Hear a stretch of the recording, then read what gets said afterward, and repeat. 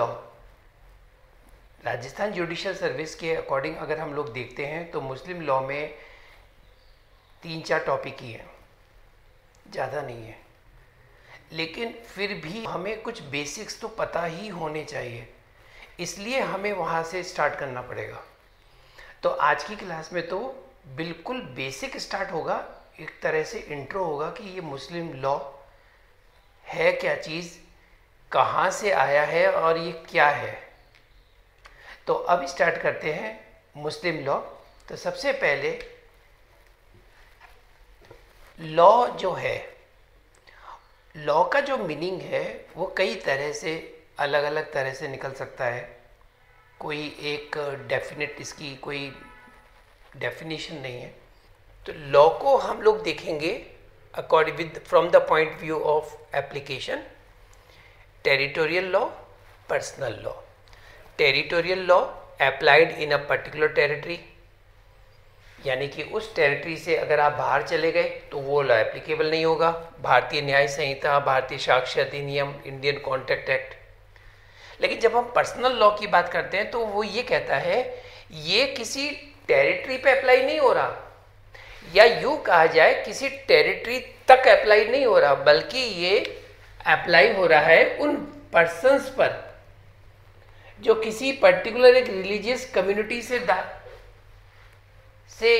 Belong करते हैं। अब उन पर्सन्स पे लागू हो रहा है, तो वो पर्सन जहाँ जा जाएंगे उनके साथ वो लॉ भी जाएगा। जैसे अगर हम बात करते हैं मुस्लिम्स की, तो इनका मुस्लिम लॉ। ऐसे हिंदू की बात करें तो हिंदू लॉ। अब हिंदू अगर इंडिया छोड़ के बाहर भी चला जाएगा तो भी उसका पर्सनल लॉ उसके साथ जाएगा। यही है पर्सनल लॉ और टेरिटोरियल लॉ में डिफरेंस। और हमारा जो आज सब्जेक्ट स्टार्ट हो रहा है वो है मुस्लिम लॉ। तो मुस्लिम लॉ क्या है? मुस्लिम law is a personal law which is applied only for a particular religious community. कौन सी रिलीजियस कम्युनिटी? मुस्लिम्स। अब आगे चलते हैं कि मोहम्मडन लॉ जो है उसका आधार क्या है, मोहम्मडन लॉ का फाउंडेशन क्या है, मोहम्मडन लॉ का बेसिस क्या है। मुस्लिम लॉ अल कुरान पर आधारित है, जिसका अस्तित्व, जिसका एग्जिस्टेंस जो मुसलमान है वो बहुत एक लंबे समय से, आदिकाल से अल्लाह की सत्ता में मानते हैं। वो बोलते हैं कि यहाँ अल्लाह की सत्ता चलती है और बहुत लंबे समय से चल रही है, आदिकाल से। अब आगे चलें कि इस मुस्लिम लॉ को हम इंसानों तक लेकर आने वाले कौन हैं, या यूँ कहा जाए वो कौन है जिसने हम इंसानों को, हम मनुष्य को, हम व्यक्तियों को इस मुस्लिम लॉ से अवगत कराया। तो वो लिख लीजिए, वो हैं द प्रॉफिट मोहम्मद, पैगंबर मोहम्मद साहब। तो हम तक पहुंचाने वाले कौन हैं? पैगंबर मोहम्मद साहब। पैगंबर मोहम्मद साहब को क्या कहा जाता है? रसूल अल्लाह। इसका मतलब होता है मैसेंजर ऑफ गॉड, अल्लाह का दूत। तो पैगंबर मोहम्मद साहब को क्या कहा गया है? कि मैसेंजर ऑफ गॉड। इसका मतलब ये हुआ कि अल्लाह ने क्या कहा है, क्या बोला है, ये हमें बताते हैं। इन्होंने जो कुछ भी हमें बताया तो हमें ये मानना है कि ये जो बता रहे हैं, ये जो बोल रहे हैं, ये वही बोल रहे हैं, ये वही बता रहे हैं जो अल्लाह ने इनको कहा, ईश्वर ने जो इनको कहा, ये वही चीज़ें हमें तक पहुंचा रहे हैं। तो पैगंबर मोहम्मद साहब कौन है? Messenger of God. उन्हें रसूल अल्लाह। मोहम्मडन लॉ का जो फाउंडेशन है, जिसे कुरान कहा जाता है, वो एक बहुत ही पवित्र ग्रंथ है कुरान। तो यहाँ पे बताया गया है कि जो कुरान है वो अल्लाह द्वारा पैगंबर साहब को संबोधित संवादों के एक क्रम के रूप में है। इंग्लिश में लिख लीजिए, Quran is in the form of a series of communication addressed by God to the prophet. तो पैगंबर साहब को संबोधित जो संवादों के एक क्रम के रूप में कुरान को माना गया है। तो अभी हमें सिर्फ इतना समझ में आया है कि लॉ को हमने दो में डिवाइड किया, टेरिटोरियल लॉ और पर्सनल लॉ। टेरिटोरियल लॉ जो एक पर्टिकुलर टेरिटरी पे अप्लाई हो रही है, बस वहीं तक।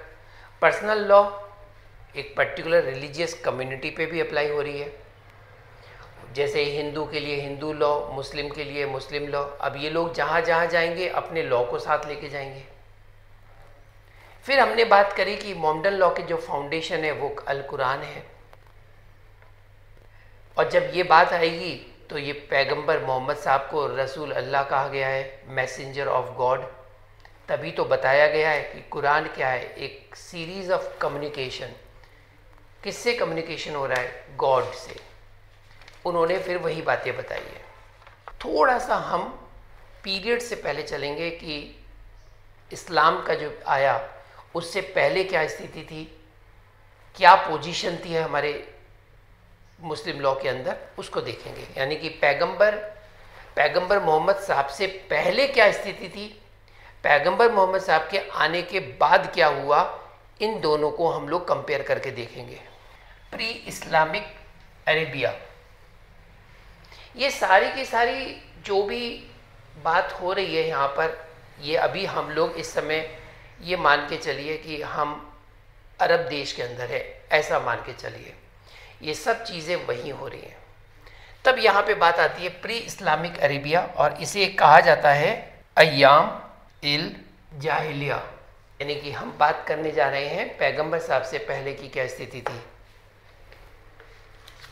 तो सबसे पहले आप इस बात को नोट कर लीजिएगा कि मोहम्मद साहब के पैगंबर होने के पहले, पैगंबर मोहम्मद साहब बोल रहे हैं ना, तो मोहम्मद साहब पैगंबर कब बने, अभी आपको ये भी बताऊंगा मैं। ये नहीं है कि उनका जन्म हुआ और वो पैगंबर मोहम्मद उनका नाम था। उनका नाम पैगंबर मोहम्मद नहीं था। पैगंबर मोहम्मद पैगंबर कब बने ये हम आपको आगे बताएंगे। फिलहाल बात करते हैं कि ये जो मोहम्मद साहब हैं, इनके पैगंबर होने के पहले इस्लामिक कानून का कोई एग्जिस्टेंस नहीं था। इनसे पहले तो इनसे पहले इस्लामिक कोई लॉ नहीं था। अरब निवासी जातियों की कोई भी सामान्य लॉ नहीं था, कोई जनरल लॉ नहीं था। ये किसी भी लॉ से गवर्न नहीं होते थे। ये वो लोग हैं जो कबीलों के अंदर बटे हुए थे। अब उन कबीलों में क्या होता था, एक सरदार होता था, एक कबीले वाले आ गए, दूसरे कबीले वाले आ गए, तीसरे कबीले वाले। इनको तो हम लोगों ने मूवीज़ में देखा होगा।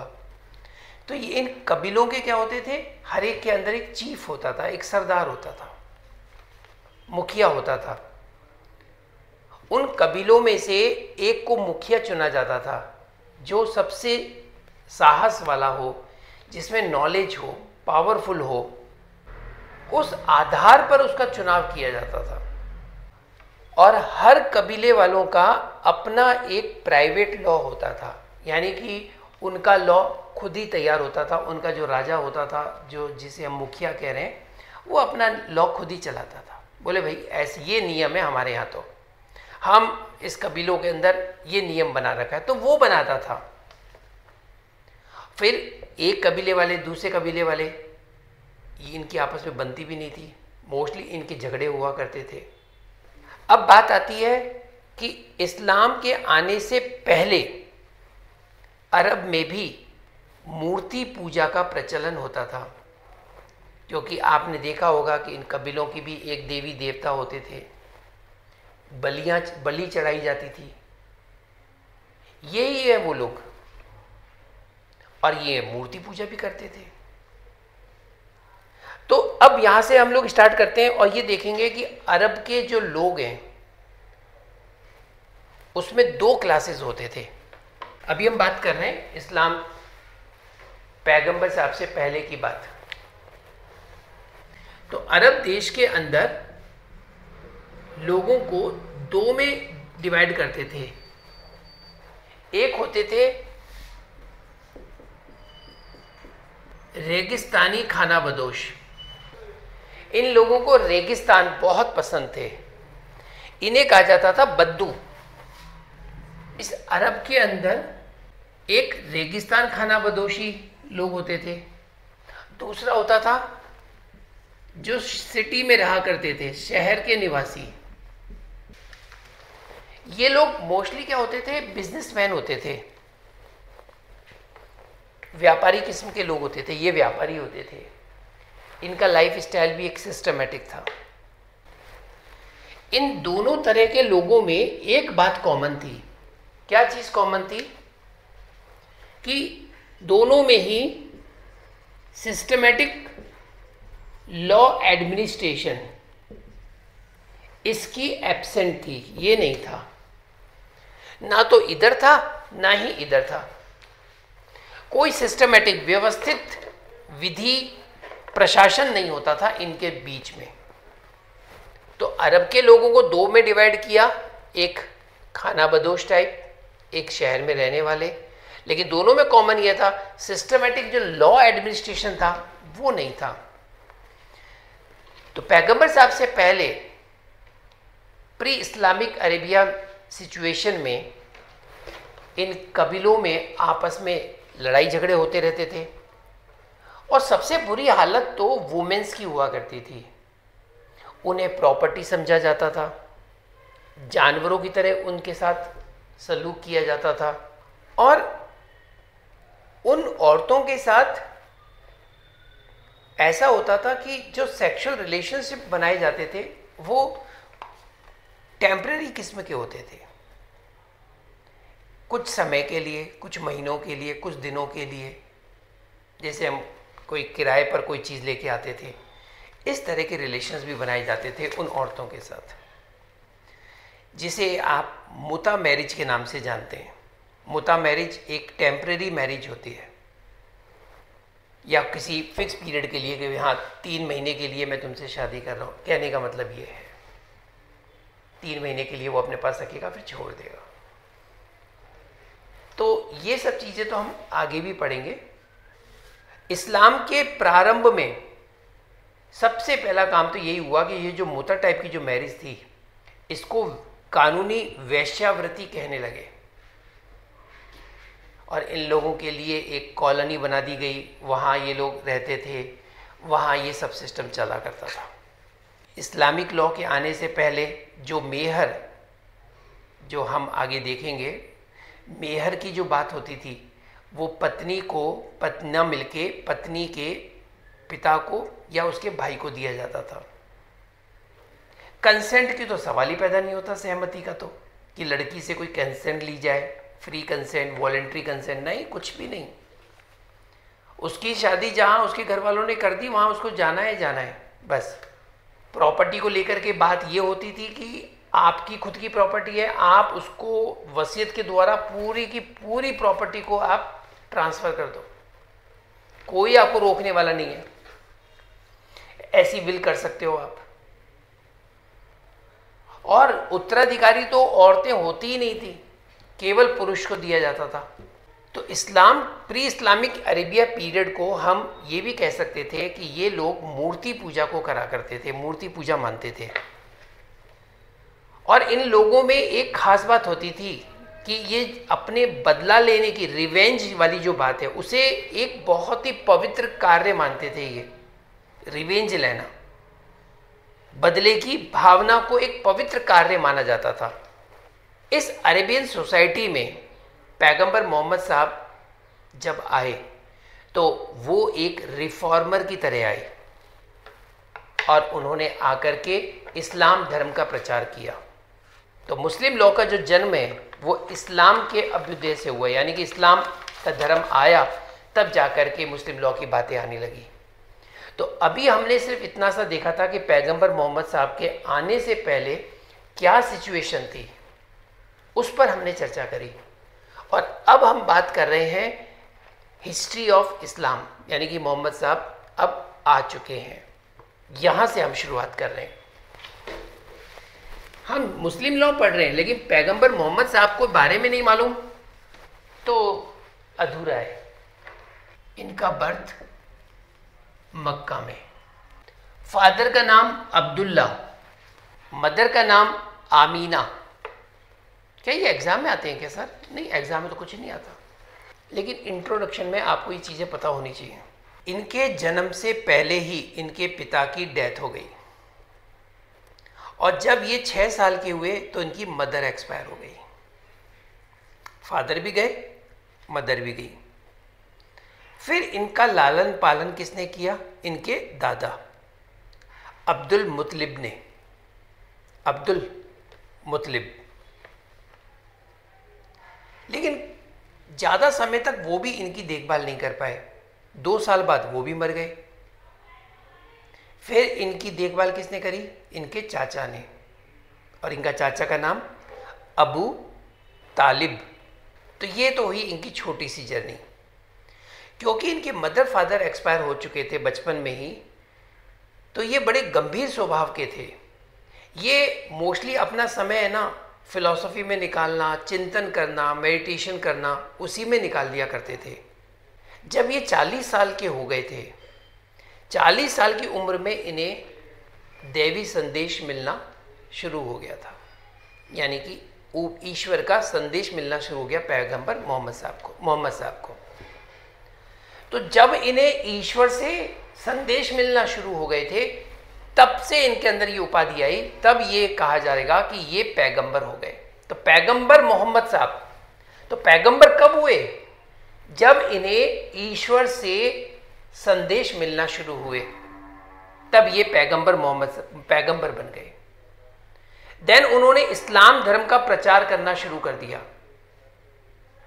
सबसे पहला काम उन्होंने किया कि जो मूर्ति पूजा करते हो आप, इसको त्याग दो, ये बंद करो। जैसे उन्होंने बरसों से चली आ रही उस जगह लोगों के बीच में मूर्ति पूजा, उसे बंद करने के लिए कहा, लोगों में गुस्सा आ गया। लोग उनके ऊपर पत्थर फेंकने लगे, धूल फेंकने लगे, इनको बाल पकड़ के खींच के इनको बाहर निकाल दिया। कहाँ से? मक्का से। वहां से निकाल के बाहर फेंक दिया। ये अपनी जान बचाते हुए वहां से भागे और मक्का से इन्होंने पलायन कर दिया। फिर वह मदीना चले गए। मदीना के अंदर इनके कुछ फॉलोवर्स थे, वहां वो इनकी बातों को सुनते थे, समझते थे, और वहां उन्होंने अपने इस्लाम धर्म का बहुत प्रचार किया। और वहीं से शुरुआत होती है, मुस्लिम युग का आरंभ हुआ। यूँ कहा जा सकता है मुस्लिम युग। तो मुस्लिम युग का आरंभ कब, कहाँ से हुआ? जब इन्हें मक्का से तो बाहर निकाल दिया था और ये मदीना चले गए। फिर वहाँ इन्होंने खुल करके अपने धर्म का प्रचार किया। ये जो पलायन है, मक्का से पलायन करके कहाँ चले गए? ये मदीना आ गए थे। इसी को बोलते हैं हिजरत। जब ये मदीना आ गए और मदीना में आके इन्होंने बहुत प्रचार किया, तब कहते हैं कि उस समय जाकर के मुस्लिम युग स्टार्ट होता है। और मुस्लिम युग को कहा जाता है हिजरी सन। तो मक्का से जब ये पलायन करके मदीना गए, वहां जाके इन्होंने अपने धर्म का बहुत प्रचार किया, और तब कहा जाता है कि मुस्लिम युग का स्थापना वहां से शुरुआत होती है, हिजरी सन। तो ये जो हिजरा सन है, इससे पहले का जो पीरियड था, उस वक्त पैगंबर मोहम्मद साहब एक प्रचारक के तौर पर काम कर रहे थे। और जब उन्होंने बहुत मदीना जाकर के जब उन्होंने उसका प्रचार कर दिया, बहुत सारे उनके अनुयायी हो गए, तो इसके बाद की जो स्थिति है वो एक राज्य के शासक हो गए। राज्य के शासक हो गए, और जो 10 साल में आगे जाके अरब साम्राज्य बन गया। और उसके बाद अरब निवासियों ने इस्लाम धर्म को कबूल किया। तो इस्लाम धर्म को लाने वाले पैगंबर मोहम्मद साहब, जब अरब वासियों ने इस्लाम धर्म को, बहुत हो गया इनका प्रचार हो गया, इन्होंने ले लिया, इसको एक्सेप्ट कर लिया, फिर एक समय आया जब पैगंबर मोहम्मद साहब फिर हमारे बीच नहीं रहे। उनकी डेथ हो गई 632 ईस्वी में हो गई। कब आए थे वो? 570, 632 यानी तकरीबन 62 ईयर्स, 40, 50, 60, यानी कि जब उन्हें ईश्वर से मैसेज मिलते थे 20-22 साल वो रहे थे, और यहाँ जाके पैगंबर मोहम्मद साहब की डेथ हो गई। कहानी अब शुरू होती है कि आखिर पैगंबर मोहम्मद साहब ने इस्लाम के बारे में बताया क्या, आखिर इस्लाम है क्या, क्या कहता है ये धर्म। अब हम उस पर चल रहे हैं, और उसके बाद चलेंगे कि पैगंबर मोहम्मद साहब की मृत्यु के बाद, उनकी डेथ के बाद कितने लोग आए आगे, कितने झगड़े हुए होंगे उनके आपस में, इस्लाम क्या है।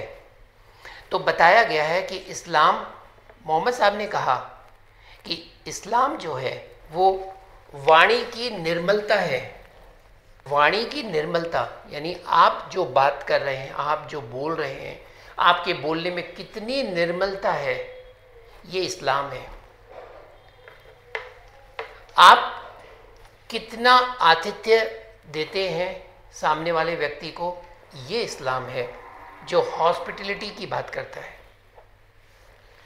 आपके अंदर कितना धैर्य है किसी भी परिस्थिति में खड़े रहने का, ये इस्लाम कहता है। इस्लाम कहता है धैर्य। क्या है इस्लाम? जो धैर्य की बात बताता है। इस्लाम कहता है नेकी करो और बदी से डरो, नेकी करने के लिए कहता है। इस्लाम कहता है कि जिस कार्य को करने से आपकी आत्मा को चोट पहुंचे, आपकी आत्मा गवाही न दे, और फिर भी वो काम कर रहे हैं, तो इसका मतलब है कि वही पाप है।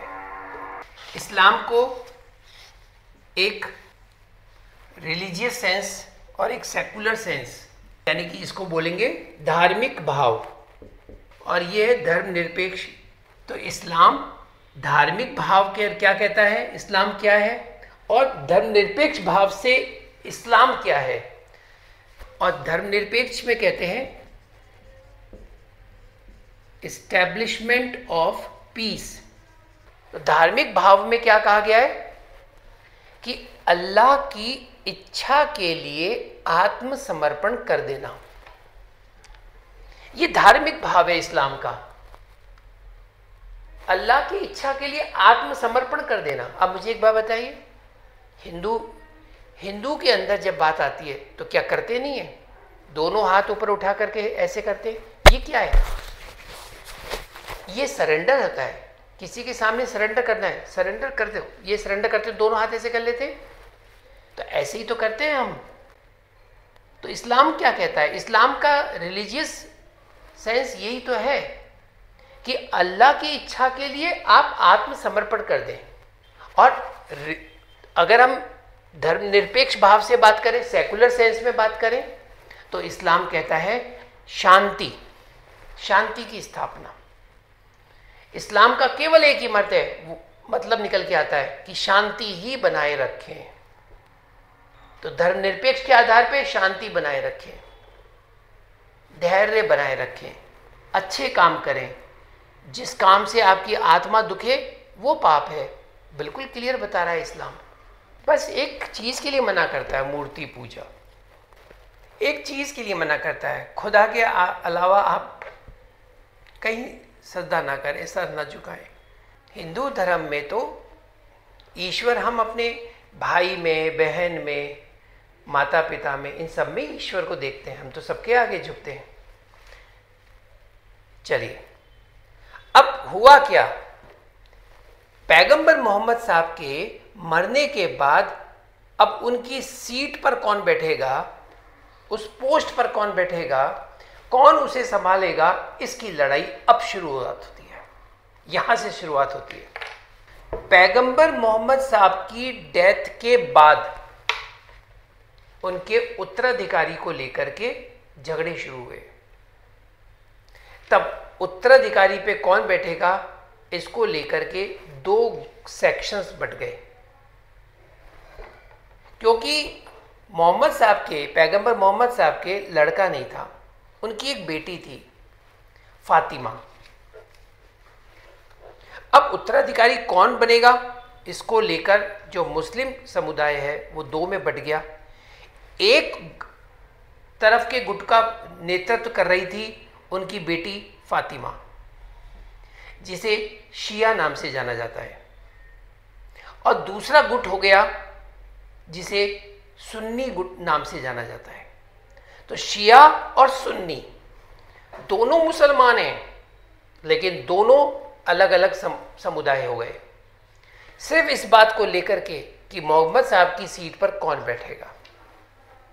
तो शिया जो मुस्लिम होते हैं उन्होंने ये कहा कि देखिए मोहम्मद साहब के बाद उनका बेटा नहीं है, उनकी बेटी है, उनका जमाई बैठेगा। लेकिन सुन्नी वालों ने कहा कि नहीं, इलेक्शन होना चाहिए, निर्वाचन होना चाहिए, खलीफा जो चुना जाएगा। तो सुन्नी ने कहा निर्वाचन होकर के खलीफा चुना जाएगा, इलेक्शन होके। और इधर इन्होंने बोला, शिया वालों ने, नहीं, पैगंबर साहब का उत्तराधिकारी उनके परिवार में से ही किसी व्यक्ति को बनाया जाएगा। बस इस बात को लेकर के इनमें झगड़े होने लगे। लेकिन जब हम संख्या की बात करते हैं तो अधिकतर मुस्लिम शिया की बजाय सुन्नी थे। और अब यहाँ से स्टार्ट होता है कि मोहम्मद साहब के जाने के बाद प्रथम खलीफा किसको बनाया गया। तो सबसे पहला खलीफा जो बना उनके बाद, उसका नाम है अबू बकर फर्स्ट। दूसरा आया उमर, फिर आया उस्मान, फिर चौथे में जाकर के आता है अली, फातिमा का हस्बैंड, यहाँ जाके आया। फिर इनसे इनका बेटा हुआ हसन। तो अबू बकर के मर जाने के बाद उमर आए, उमर का मर्डर कर दिया गया। फिर उस्मान बनाए गए खलीफा, उस्मान का मर्डर कर दिया गया। फिर अली, फातिमा का हस्बैंड, इनका भी मर्डर कर दिया गया। फिर इनके बाद इनका बेटा आया हसन। हसन ने क्या किया, हसन ने रिजाइन दे दिया, इस पोस्ट से रिजाइन दे दिया। किसके फेवर में दे दिया, अब उसे देखो। इसको दे दिया इन्होंने, एक ऑफिसर था ये मुआविया, बेकार जिसे कहा जाता था, अनफिट। तो इसने हसन के ऊपर कोई प्रेशर बनाया होगा, कुछ किया होगा, उसने इसके फेवर में रिजाइन दे दिया। उसके बाद भी मुआविया वालों ने हसन का मर्डर कर दिया। उसके बाद भी जब हसन का मर्डर हो गया तो अली के जो समर्थक थे उन लोगों ने, सब ने, हसन के भाई हुआ हुसैन, उसको कहा कि हम भाई का बदला लेंगे। अली कौन था, फातिमा का हस्बैंड, उसका बेटा हसन। हसन ने रिजाइन कर दिया, फिर भी हसन का मर्डर कर दिया। अली का तो मर्डर कर ही दिया था। तो जितने उसके सपोर्टर थे वो सब ने उसके भाई को कहा कि चलो अपन बदला लेंगे। वो बदला लेते, करबला एक जगह कोई है, करबला के मैदान में जाकर के एक लड़ाई लड़ी गई और वहाँ उसके भाई को भी मर गया, वो भी मर गया। तो वो सब मर गए। तो उसके बाद सत्ता अब यहाँ पर किसके हाथ में आ गई, मुआविया के हाथ में। इसने क्या किया, ओमेदिया डेंसिटी मतलब राजघराना, ये इस्टेब्लिश किया। ओमेदिया राजघराना, ओमेदिया राजघराना इस्टेब्लिश हो गया। अब चुनाव उनाव नहीं, वापस से फिर वही वाली बात आ गई, राजा के बाद वाला। और इन्होंने अपनी राजधानी जो कैपिटल है वो बना दी दमिश्क। दमिश्क को इन्होंने अपनी राजधानी बनाई। तो किसने शासन किया, शासन किया उम्मय्यद वंश ने। उम्मय्यद वंश ने शासन किया। खलीफा खलीफा चल रहा था ना, खिलाफत खिलाफत। अब इसके बाद वो चेंज हो गया, अब वो खलीफा सब खत्म हो गया और अब आ गया बादशाह। यहां से शब्द आया बादशाहत। किसकी बादशाहत चलेगी? और उमैयद वंश ने क्या किया, खिलाफत को खत्म करके और बादशाहत शुरू कर दी। उमैयद वंश से स्टार्ट हो गई बादशाहत। अब देखो, अब यहां से वंश स्टार्ट होते हैं। उमैयद वंश, इसने क्या किया, अब ये जो मक्का मदीना है ना, इसको अपनी राजधानी बनाया। मक्का मदीना जो प्लेस है वो इस्लामिक कानून और ज्यूरिस्प्रूडेंस के, विधि शास्त्र के सेंट्रल पॉइंट थे। ये यहीं पे इस्लाम धर्म के लिए काम होता था। सारी रिसर्च होना, पढ़ाई होना इस्लाम के बारे में, वो सब मक्का मदीना में। तो इसने क्या किया, मक्का मदीना को अपनी कैपिटल बना दिया। इसके बाद दूसरा घराना आता है, अब आया अब्बासी राजघराना। इसने अपनी राजधानी बना दी बगदाद को। इसने कहा नहीं, राजधानी बनेगी बगदाद। और इसने 1570 ईस्वी में तुर्की के सुल्तान अब्बासी राजघराने ने क्या किया, इसके लिए अपनी सीट छोड़ दी। इसके बाद आया ऑटोमन राजघराना, इंग्लिश में भी यही लिखना है, OTTOMAN। इसके बाद ये आता है। और इसने क्या किया, इसने सबसे बड़ा काम किया कि खलीफा की जो पोस्ट है उसे खत्म कर दिया, उसे समाप्त कर दिया। अब हम चलेंगे भारत के अंदर। ये सारी कहानी वहां से शुरू होकर के आई। यानी कि एक बात तो क्लियर है कि भारत में मुस्लिम का कोई रोल नहीं था। हम राजा विक्रमादित्य, चंद्रगुप्त, चाणक्य, हम उस समय थे, वो युग चल रहा था हमारा भारत के अंदर। भारत में उस समय ये चल रहा था। फिर ये लोग भारत की तरफ आए और इस्लामी कानून ही भारत का कानून बना। तब हमारे भारत में इस्लाम कानून ही चलने लगा। इस्लामी कानून के जो भी प्रोविजंस होते थे, कॉन्ट्रैक्ट, टॉर्ट, क्रिमिनल, सब पर हिंदू मुस्लिम सब एक समान लागू होते थे। अब इस काल में भारत में कौन सी विधि, हनफी, भारत में हनफी विधि लागू रही। अब इसके बाद आते हैं ईस्ट इंडिया कंपनी। अब ये लोग आए, इसने सब कुछ खत्म कर दिया कि नहीं, कोई हनफी इस्लामी विधि नहीं चलेगी। और इसने कहा धीरे धीरे करके 1860 तक जो इस्लामिक दांडिक कानून था वो भी खत्म कर दिया। फिर तो आपको पता ही है, इंडियन पीनल कोड चालू हो गया था। उससे पहले इस्लामिक विधि ही चला करती थी। जो भी सजा दी जाती थी वो उसी के अनुसार दिया जाता था। फिर ये अंग्रेज आ गए। अंग्रेज का एक एक्ट है, रेगुलेटिंग एक्ट 1772। उसके अंदर जाकर के फिर ये चीज़ें आती हैं, इनहेरिटेंस, सक्सेशन, मैरिज, कस्टम मामलों में। इसमें कह दिया कि देखो, इन मामलों में इनहेरिटेंस, सक्सेशन, मैरिज, मुस्लिम लॉ अपने कुरान के हिसाब से चलेगा और हिंदू लॉ अपने शास्त्रों के हिसाब से चलेंगे, जो उनके शास्त्र कह रहे हैं। Govern by Quran, govern by शास्त्र।